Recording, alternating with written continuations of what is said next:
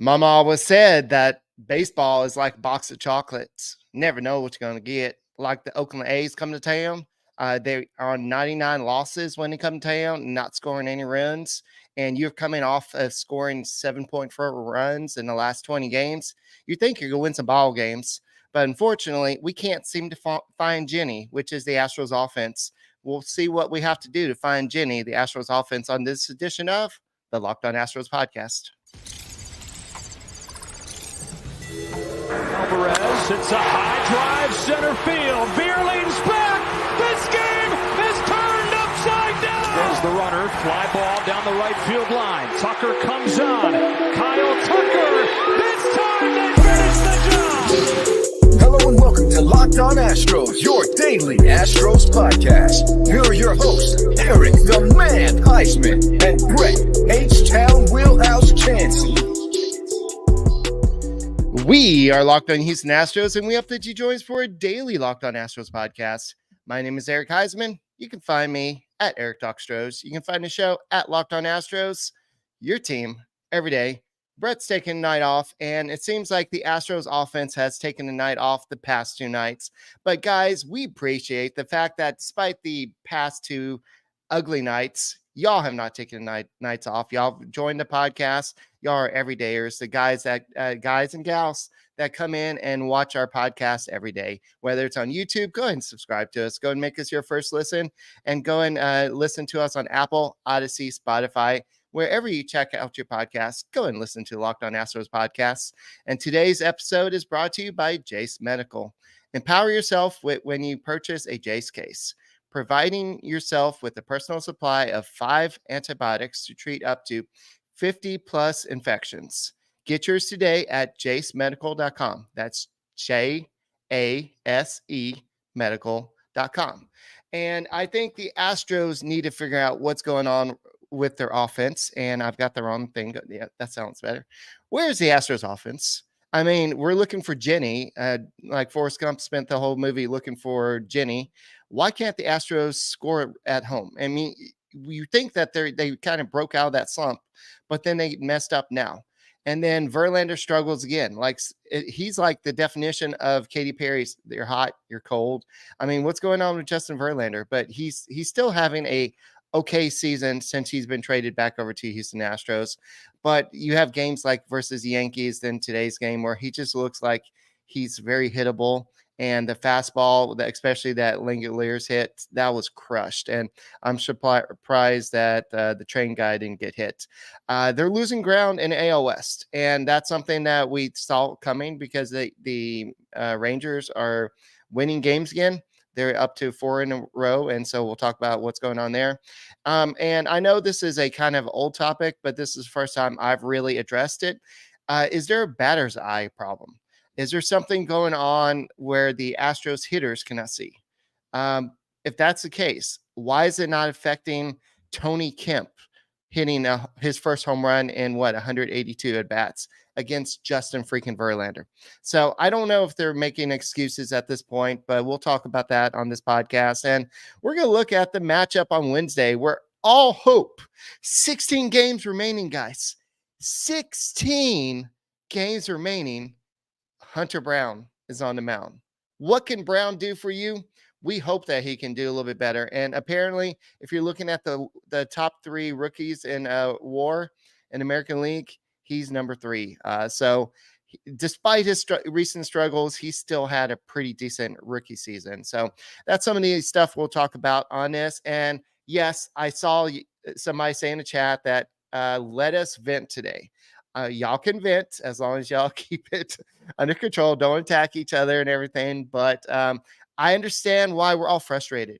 I mean, the Astros coming into this game were in the past 20 games, they were averaging 7.4 runs and 11.8 hits per game in 20 games. And the A's were on the verge of losing 100 games. And you think that the Astros are getting to this cruise control part of the schedule. We can kind of cruise into the playoffs, but that hasn't been the case.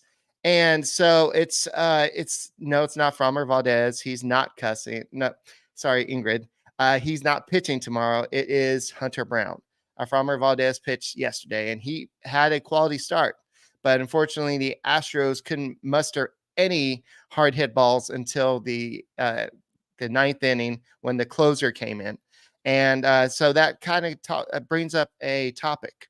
We'll talk about the batter's eye in a little bit, but where's the Astros offense? It feels like they're back at 37-37 at home. I believe that's their record at home. And for some reason versus the Padres, they're dynamic, especially in the last two games. And now it's just, I don't think you have a pretty good lineup out there. Yes, Diaz wasn't in the lineup. Dubon was in there over Brantley, but you had McCormick in there. McCormick was hitless. Abreu was hitless. Tucker had an RBI, but he was hitless. Bregman was hitless. You had Alvarez, who that was such an awesome bunt hit. I mean, that was probably the highlight of the game. I know you scored some runs and everything. I know that Pena drove in Altuve and everything, but I think that Alvarez dropping that bunt down, that was probably what my highlight of the game, because basically the third baseman was playing off the bag and Alvarez is like, okay, y'all can give me that. And he just dropped that bunt and ran to first base. So that was one of the highlights of the game. But the offense only got 6 hits. In the game before, they had 3 hits. So a total of 9 hits after averaging 11.8 hits for the previous 20 games before that. So yes, I warned y'all on the podcast. I said that won't go on forever, but still, you wouldn't expect them to just go totally dead like this, especially against a team like the A's. The A's are just, coming into the series, you were 9-1 versus them. The A's were only scoring about 1.9 runs against the Astros pitching all year. You're in command. So let's not say that the A's had our number this season. They may have our number this series, but not this season. So I don't know what the heck is going on here, but this is this series problem. This is the problem with the Houston Astros, is all of a sudden they could just go cold like that, just as hot as we saw them versus the Padres at the end. And when they're sweeping the Rangers and everything, you see them just as cold as they are right now. And that's what scares me about this Astros offense. And no, this wasn't just all about the offense today. Justin Verlander, we'll talk about him in a second. But you've got to have more consistent offense. You've got to at least score 4 runs a game in case your pitcher has a quality start. That way you can cover that. So I know somebody says that there's no lineup consistency. So yeah, go ahead and hit the like button, guys. So no, we're not gonna. I'm not gonna even address this. Altuve is overrated stuff. He is not overrated. He's the GOAT. He's the GOAT out there. And I love the Chronicle. Apparently 2 goats were rescued on the street earlier today. And they said they rescued 2 goats who were wandering the street. And they said, no, it's not Altuve and Tucker. I thought that was pretty clever. But so I think that the fact that this is Martin Maldonado was catching today, I think that with Hunter Brown on the mound tomorrow, I think we may see see Yainer Diaz in the lineup. But at this point, it doesn't really matter. It just seems like whatever the A's do, whoever the A's bring in, Waldenchuk, he's had a terrible ERA all year, but he comes in and basically no hits the Astros for 7 innings yesterday, 6 or 7 innings. And then you have the closer comes in and you get 2 hard hit balls. Then Alvarez almost crushes the ball. But it just, nothing went the Astros' way yesterday. And then in today's game, you got hits. You got 6 hits. Dubon had 2 hits. Maldonado had a hit. But I think Maldonado's his wasn't double. But Dubon had a double. You had Pena had a double. I think Maldi should have been double if I remember correctly. But I think he got thrown out. But the Astros were 1 for 7 with runners in scoring position. And there's just a lot of issues with offense. Until they become more consistent, I don't know what the deal is, but you can see it if you look at our thumbnail. You can see the look at Jose Altuve's face. You can see look at Jose Abreu's face. They're lost. They're lost at what's going on with their team right now. After as hot as they were with the bat for them to go ice cold versus the A's, that just doesn't happen, y'all. That doesn't happen. And it's just so weird for a team to be shut out like they were. And so I don't know. We'll have to talk about this. They have the right parts for the lineup. It's just not coming through right now. And if you want the right parts for your car, make sure you go check eBay Motors. eBay Motors is the great place to go get the parts you need, no matter what type of vehicle you're driving, with under 122 million parts for your number one ride or die. I know that the Astros are your ride and die. No matter what you say, you still love to sing. You always find exactly what you're looking for. And with eBay Guaranteed Fit, your part is guaranteed to fit your ride every time, or your money back, because eBay Motors, you're burning rubber, not cash. With all the parts you need and all the prices you want, it's easy to turn your car into the MVP and bring home that win. Keep your ride or die alive at ebay.com/motors. eBay Guaranteed Fit is only available to U.S. customers. Eligible items apply. Exclusions apply today. Wouldn't it be great to just go look online and say, oh, you know what? I need a better catcher. Wait, you got one. Yonder Diaz. He could probably hit better. What if you had somebody that could maybe be a better everyday center fielder? Oh, you got that in Chas McCormick, but Dubon, to his credit, he does play pretty well at times as well. But guys, all hope is on Wednesday's game with Hunter Brown on the mound. And guys, if you can't watch the game, if you can't go to the game, go ahead and check out all the action on SiriusXM. Just download the SXM app and search Astros. First pitch is at 6:10, and hopefully Hunter Brown will bring the Astros to victory. So we talked a little bit about the offense. So no, I don't think it's time. Somebody's asking, do we think it's time to dump Dusty Baker? No, they're not going to do it this late in the season, and that's not something you do to a Hall of Fame manager. After the season, who knows? His contract is up after the season, and it's up to Jim Crane. It's up to the front office, and it's up to Dana Brown. But what's not going to happen is David Stearns. There was some talk about the Astros potentially interviewing him to be the president of the organization, but he actually went ahead and signed to be the president of the Mets. So that's not going to be an option there. But I think depending on what that happens, if the Astros win the World Series this year, if they fall short, if heaven, knock on wood, they don't make it to the playoffs, whatever happens, Dusty Baker, the Astros are going to make their decision regardless. Now, are they going to blame Dusty for what's going on? I don't think so. I think they've known that they lost 3 of their starters this year. For most of the season, Jose Urquidy did come back, but he's not really the same guy. You went out and traded back for Justin Verlander, who did not really look like the Justin Verlander we thought he was going to be. So let's take a look at what he did today.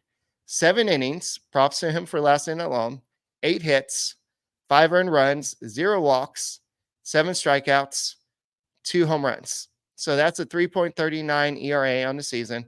So if you're looking at what he's done since he's come over, he has, where is that? I put it somewhere. He's actually got a 3-point-something ERA since he's come over to the Astros. I just don't know where I put that in my notes. But anyway, so he's been actually pretty good since he's coming back. He's just had 2, maybe 3 bad games. But I'm not – yes, Justin Verlander sometimes can be he can give up a lot of home runs. He could struggle a little bit. But, here it is. He has a 3.86 ERA and 8 starts since the trade deadline. So it's a little bit higher than his season overall. But I think that if you're looking at a pitcher his age, I would take that. Now, the question mark is he your number 1 or number 2 in the playoffs? So we'll have to see what happens there. I know that I think the most embarrassing thing was Tony Kemp hitting a home run off of him after not hitting a home run in 182 plate appearances going back to June 27th. So that was, I think even Justin Verlander was like, you got to be kidding me. And he just kind of looked around, was like, what am I doing wrong? But if you look at it, a lot of like Langlier's home run, that was kind of a fastball that was kind of up here that just kind of went right into his bat path. I'm going to give him credit. He hit the ball. He crushed the ball, and it landed up above the train. But his fastballs can be meatballs at times. Sometimes he looks great. Sometimes he can get into some trouble. So we'll have to see what happens overall. So I think that Justin Verlander's going to be fine, but I think that maybe he just has to work on some things to kind of find that consistency he had last year. I don't know if the Mets were trying to do something and now he's trying to break it, but we've seen some glimpses of being the old Justin Verlander, but we have to know that he is a year older and he's not throwing with the same stuff. But this, according to, this is from Brian McTaggart, and he said that this was after yesterday's game. He said this is the first time in MLB history a team that at least 50 games under 500 shuts out the defending World Series champions on the road. This was after yesterday's game. So I think that was pretty, that's just doesn't happen, guys. This is pretty rare for the A's to be doing what they're doing. So props to the A's. They found a game plan, and the Astros are not making hard contact. So let me look at Baseball Savant here. If you look at the top 10 hard exit velocities in today's game, you got the top 8 are all A's. Then you have Mauricio Dubon with that double at 101.3. Then Jeremy Pena with that fly out 100.6. Then Geloff is with 100.3. Bregman with the line out 99.1.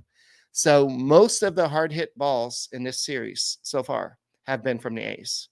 So they're doing something right while the Astros are lost. They can't figure it out. Whether it's they're not able to guess or the A's are changing things up. But just remember, the A's did play good against the Rangers as well. So they have been playing some pretty good baseball. So we'll have to see. So Eric Prado says that he does throw some cookies out there sometimes. Anyway, so let's worry about Hunter Brown's fastball definitely tomorrow, but they're losing ground in AL West, and the AL West is getting a lot more crowded. You have the Mariners. Did the Mariners win today? I know that the Rangers are on a 4-game winning streak, and I forgot to check if the Mariners won. They are winning 8-0 in the 6th inning. So unless the Angels have a miraculous comeback, they're going to make a comeback. So the Rangers now are 1 game behind us. The Mariners will be a game and a half behind us. So the Astros need to win. This is not a time to just be like, okay, well, we got 16 games left. We have plenty of time. 16 games is not a lot of time. That's 2.5 weeks.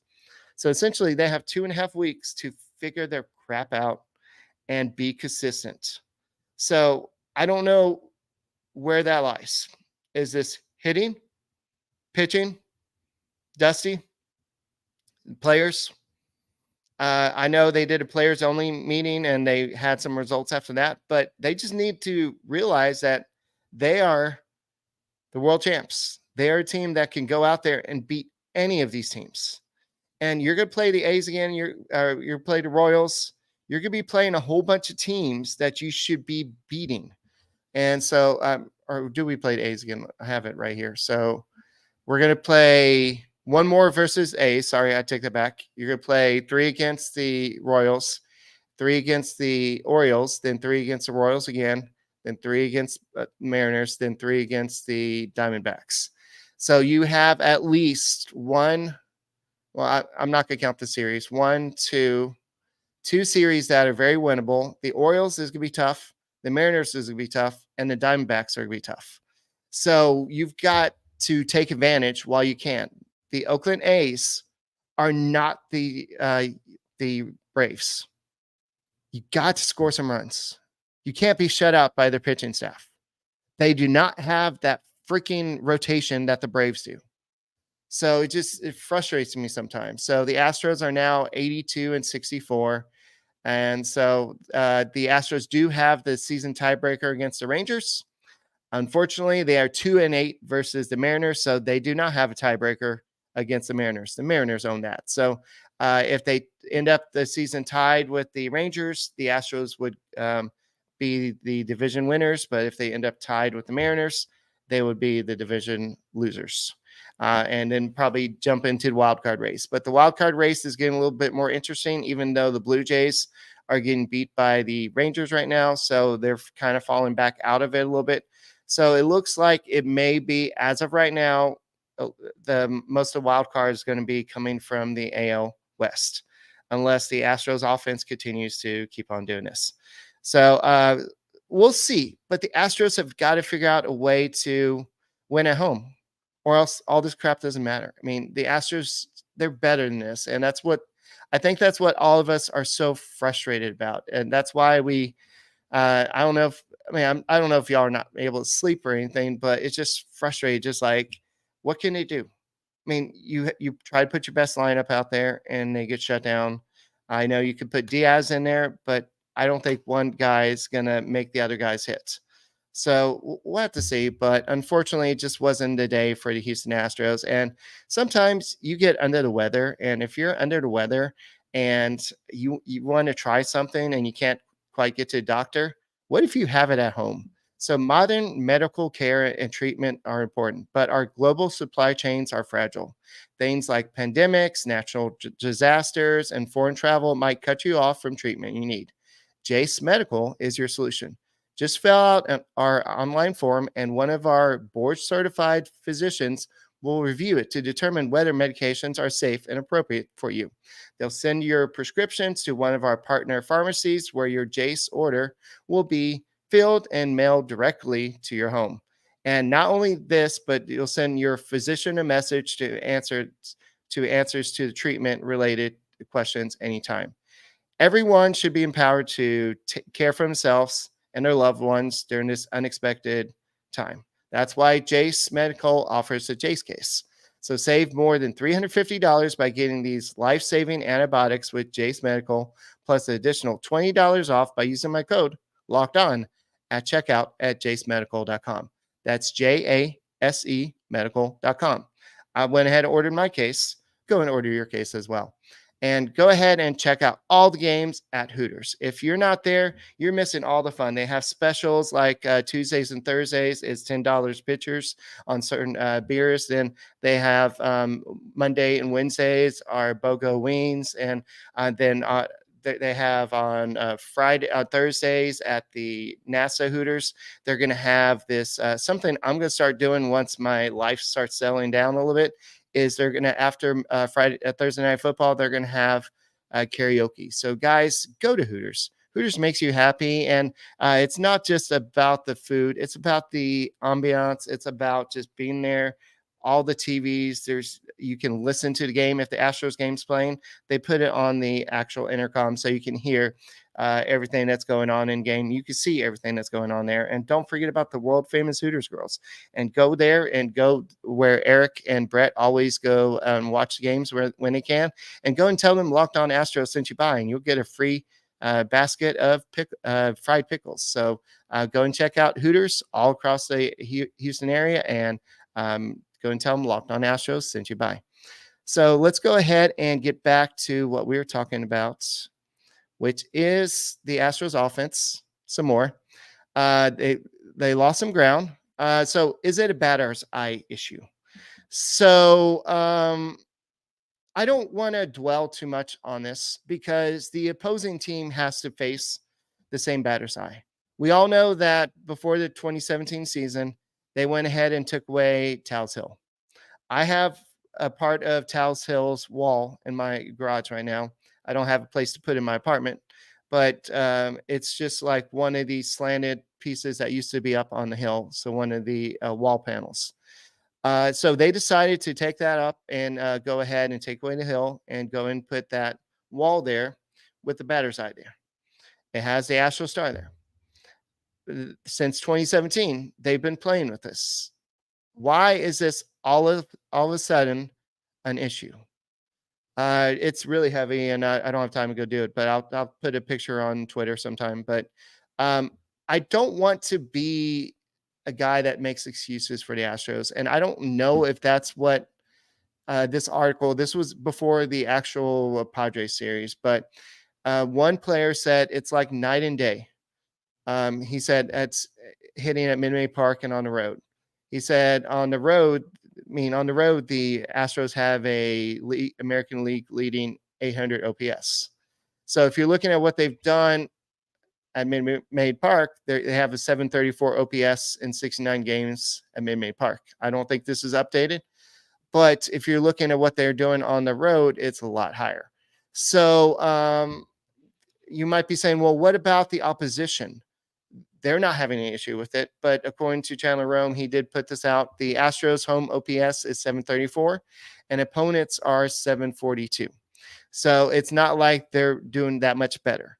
So the fact that the Astros are even at home is actually pretty good. So I don't know what we can do here. So Chas McCormick says, I think I see the ball all right there. I think there's times where I'm like, whoa, I didn't see that one. But I hear some guys talk about it. It's like kind of hard to see, but I don't know. So one player described the batter's eye as not enough with too much stuff behind it. So if you imagine the Budweiser sign behind it, there's some TVs there, then there's people walking beside it. Is that too much of a distraction? Or are we making too much of too much? So eventually we have to go back to 2017 when the Astros won the World Series and go back to 2022 when the Astros won the World Series and all these other times when the Astros have had 2019 when they had one of their best dynamic offenses. The batter's eye wasn't a problem then. Why is it a batter's eye issue now? So maybe it's just certain players have issues with it, but 16 games left. You got to figure it out. They're not going to go out there and all of a sudden shave, like go ahead and trim all the ivy off the wall or something and paint it green or whatever. I know it's fake ivy. I know, but you can't let a 99 loss team come in and punk you like the A's are doing right now. You can't. It's not good. They're 37 at home. They've had 2 runs over the past 2 games after all the dominance we've seen. And no, I don't think it's Torchies. Torchies is way fault. I mean, maybe no. The batter's eye is like only the little area right behind home plate. So if you're looking straight from home plate, it's only where that little green ivy thing is, where the Astro star is. That's the batter's eye. We're not talking about everything to the right, to the left. Does that mean there's not anything that happens to distract players in between? Sure, but that happens at every ballpark. So I'm not saying that the Astros need to toughen up, but they need to figure it out. They can't keep on losing at home. So McCormick said today that Verlander talked to us after the game, and we have to come out and show up. We can't just come out to these games and think it's going to be a cakewalk, because it's not. We're getting our butts whooped. You got to give them credit. They're playing really well. And this is what Dusty Baker said. Oakland came in, and they're swinging better than I've ever seen them. Look at the board up there. And there's some 210s, 230, but they're not swinging like that. They're a relaxed club that has nothing to lose. We've got to play relaxed ourselves. And that's the problem with the Astros right now. They're playing very tight. Like once they get comfortable, they start hitting. That's where you see the offense start to come. Once you see a few people click, that's when the offense starts. Altuve has his 3 home run game. Offense goes. Tucker has some triples. Offense goes. When some stuff starts happening, it's just crazy. But so Justin Verlander did address the team after the game. Now, somebody needs to address Verlander, because if he's going to be the Astros ace or co-ace with Valdez in the playoffs, we need him to go back to 2022, Justin Verlander, the guy that won the Cy Young. Because if you look beyond Valdez And Verlander, the next best pitcher is probably Ty France. And who else do you have in the rotation? You have a whole bunch of question marks. So the Astros have a pitching problem right now. And so we need to worry about that. So I think that Verlander is going to be fine. I think Valdez is going to be fine. But we need somebody else to step up. And I think that JP France, despite the walks, and I think actually at that moment where he realized, I need to change something mid-game, I think that's where we saw him step up and become a big boy, put on his big boy pants and you know what? Nobody's stepping up for this rotation, this playoff rotation. I'm going to do it. And for him to pitch 6 innings and limit the offense after only with those 5 walks, props to him. So we'll see what happens from here on out. 16 games. You got 16 games to try to hold off the Rangers and the Mariners. You got to do it, Astros. And so Hunter Brown tomorrow. Hopefully Astros can kind of right the ship, so to speak. Who is on the mound for the A's? Doesn't matter. At this point, it really doesn't matter. Oh, it's going to be Paul Blackburn. That's right. He's 4-4 with the 3.88 ERA. So Hunter Brown is 10-11 with a 4.78 ERA. So at least the Astros have faced Blackburn before. Alvarez has 3 home runs. Bregman has 2 home runs. Maldonado has a home run. Altuve has a home run. So hopefully they faced him a lot. We'll see some more offense tomorrow. But that's all I got for this edition of the Locked On Astros podcast. Make sure you go and subscribe to us. Make sure you're going to make us your first listen. And go ahead and check out all the play-by-play action Wednesday, 6:10, where the season falls on the shoulders of Hunter Brown. I'm exaggerating here, but go and download the SXM app and search Astros. My name is Eric Huysman. You can find me on Twitter at Eric Talk Astros. You can find the show at Locked On Astros. And Brett will be back tomorrow, and we'll be hopefully talking about another Astros victory. And hopefully some offense. That's all I have to say about that. Mom always said, if you don't got nothing to say, don't say anything nice at all. Good night, y'all.